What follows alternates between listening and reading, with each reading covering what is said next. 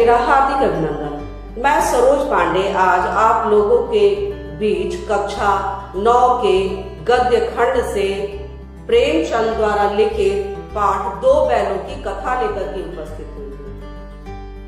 पाठ शुरू करने से पूर्व हम लोग उपन्यास सम्राट प्रेमचंद के जीवन परिचय पर थोड़ा सा प्रकाश डालेंगे।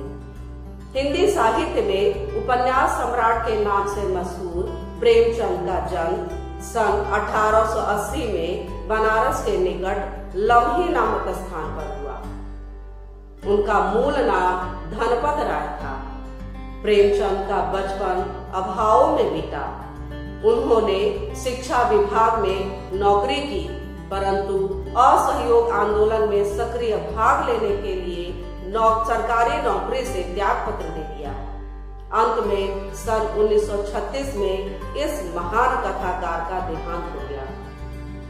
इनकी प्रमुख रचनाएं। प्रेमचंद की कहानियां मानसरोवर के 8 भागों में संकलित है। सेवा सदन, प्रेमाश्रय, रंगभूमि, कायाकल्प, निर्मला, गबन, कर्मभूमि, गोदान उनके प्रमुख उपन्यास हैं। साहित्यिक विशेषताएं। प्रेमचंद साहित्य को सामाजिक परिवर्तन का सशक्त माध्यम मानते थे। किसानों और मजदूरों की दयनीय स्थिति, दलितों का शोषण, समाज में स्त्रियों की दुर्दशा और स्वाधीनता आंदोलन आदि उनकी रचनाओं के मूल विषय हैं। अब हम पाठ में प्रवेश करने से पूर्व पाठ परिचय पर ध्यान देंगे। 2 बैलों की कथा प्रेमचंद की प्रसिद्ध कहानियों में से एक है। इसके माध्यम से प्रेमचंद ने कृषक समाज और पशुओं के भावनात्मक संबंधों का वर्णन किया है। इस कहानी में उन्होंने यह भी बताया है कि स्वतंत्रता सहजता से नहीं मिलती है, उसके लिए बार बार संघर्ष करना पड़ता है। इस प्रकार परोक्ष रूप से यह कहानी आजादी के आंदोलन की भावना से। अब हम कहानी को संक्षेप में पढ़ेंगे। इस कहानी के मुख्य पात्र 2 बैल हैं, हीरा और मोती। दोनों बैल झूरी किसान के हैं। झूरी उनकी अच्छी देखभाल करता है। वे भी झूरी का काम मन से करते हैं। दोनों बैलों में घनिष्ठ मित्रता है। एक बार झूरी ने हीरा और मोती को अपने साले, जिसका नाम गया है, के साथ अपनी ससुराल भेजने का निश्चय किया। उन बैलों को यह बात बिल्कुल पसंद नहीं आया। रात को ही दोनों रस्सी तुड़ा करके भाग आए और सुबह झूरी के घर पहुंचाए। झूरी ने उन्हें फट से गले लगा लिया। गांव के बच्चे ने उनके स्वागत में तालियां बजाई, पर झूरी की पत्नी को यह पसंद नहीं आया। उसने गुस्से में आकर उन्हें सूखा भूसा खाने को दिया। दूसरे दिन झूरी का साला फिर उन्हें ले गया। घर पहुंचकर इस बार उन्हें मोटी रस्सी से बांधा और सूखा चारा डाल दिया। बैलों का ऐसा अपमान कभी न हुआ था।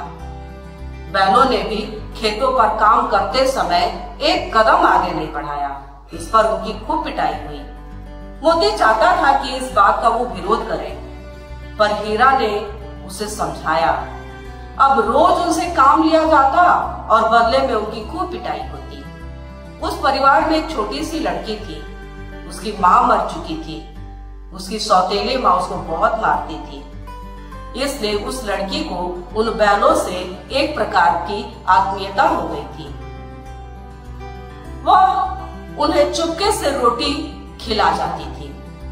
एक दिन रात को उस लड़की ने उन बैलों को चुपके से खोल दिया और वे बैल वहां से भाग गए। गया भी उनके पीछे पीछे भागा, पर वे उनसे बहुत दूर आगे निकल आए थे। दोनों भूखे बैल एक मटर के खेत में घुस गए। पेट भर मटर खाया और मस्ती करने लगे। तभी वहां एक सांड आ पहुंचा और उस सांड को आते देखकर ये लोग फिर भागे। फिर एक मटर के खेत में घुस गए, पर इस बार खेत के मालिक ने उन्हें पकड़ लिया और उन्हें पकड़कर कांजी हाउस में कैद कर दिया। कांजी हाउस वह स्थान है जहाँ पर उन जानवरों को रखा जाता है जिन जानवरों का कोई मालिक नहीं होता है। वहां उन्हें खाने को कुछ न मिला। वहां पर और भी अनेक पशु थे। भूखे प्यासे मुर्दे से पड़े थे। रात को दोनों ने मिलकर, हीरा और मोती ने मिलकर कांजी हौज की दीवार को तोड़ दी और सभी अधमरे जानवरों को वहां से मुक्त कर दिया।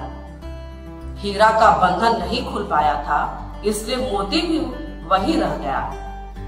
सुबह कांजी हौज के मालिक ने जब यह देखा तो उन बैलों की खूब मरम्मत की और फिर मोती को भी मोटी रस्सी से बांध दिया।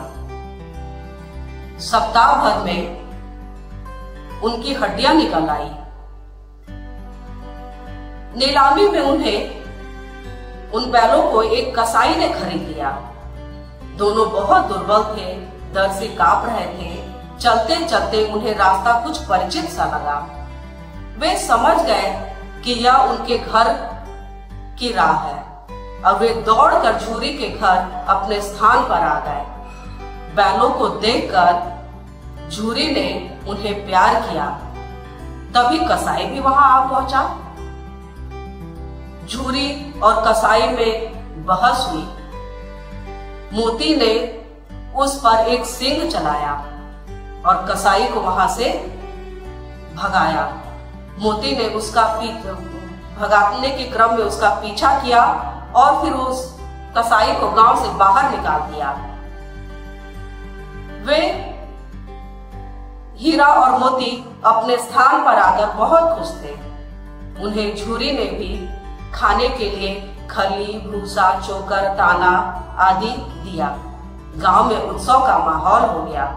झूरी की पत्नी ने भी उनका माथा चूम लिया। इस प्रकार वे बैल आजादी के लिए लगातार बार बार संघर्ष करते रहे और अंत में उन्हें आजादी मिल ही जाती है। इस बात पर हम कह सकते हैं कि परोक्ष रूप से यह कहानी आजादी के आंदोलन की भावना से जुड़ी